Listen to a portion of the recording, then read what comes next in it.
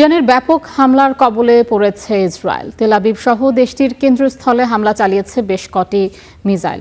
তেল আবিবের উপশহর রিশন লেজিওনে ব্যাপক ক্ষয়ক্ষতির খবর পাওয়া গেছে। ইসরায়েলি প্রেসিডেন্ট আইজাক হারজগ ঘটনাস্থল পরিদর্শন করে বলেছেন, ইরানিদের উচিত তাদের দেশে ক্ষমতার পরিবর্তন করা। এদিকে লেবাননে হিজবুল্লাহর অবস্থান লক্ষ্য করে স্থল অভিযান শুরু করেছে ইসরায়েল। আসন্ন হামলার সতর্কবার্তা হিসেবে ইসরায়েলের মধ্যাঞ্চল জুড়ে বেজে ওঠে সাইরেন। তেল আবিবের উপশহর রিশন লেজিওনে একটি বাড়ি যেন মাটির সাথে মিশে গেছে। হামলার বেশ কিছু ক্লাস্টার বা গুচ্ছ বোমা বাড়িটিতে আঘাত হানে, যার অর্থ এই হামলা ঠেকানোর প্রতিরক্ষা ইসরায়েলের নেই অথবা ফুরিয়ে গেছে।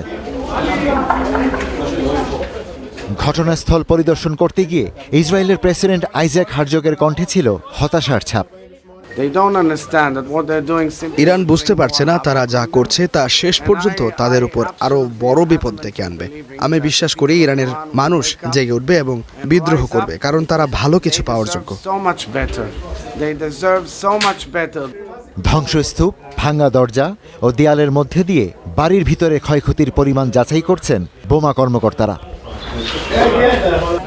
ইসরায়েলের নেসেট সদস্য এভিগডর লিবারম্যান ক্ষতিগ্রস্ত একটি স্থান পরিদর্শন করেন, বলেন এই হামলার প্রতিশোধ নেওয়া হবে।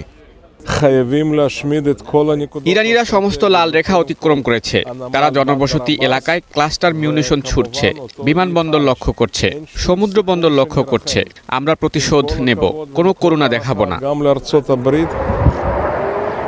সোমবার ইসরায়েলের বিভিন্ন স্থানে সাইরেন বাজতে থাকলে মানুষ আশ্রয় কেন্দ্রগুলোতে ছুটে যায়। এদিকে হিজবুল্লাহর অবস্থান লক্ষ্য করে লেবাননে স্থল অভিযান শুরুর কথা জানালো ইসরায়েলি প্রতিরক্ষামন্ত্রী ইসরায়েল কাটজ। আইডিএফ লেবাননে একটি স্থল অভিযান শুরু করেছে, যার উদ্দেশ্য হল হুমকি নির্মূল করা এবং গালিলি ও উত্তরাঞ্চলের বাসিন্দাদের সুরক্ষা নিশ্চিত করা। এই ঘটনা লেবাননকেও একটি বিস্তৃত আঞ্চলিক যুদ্ধে টেনে এনেছে।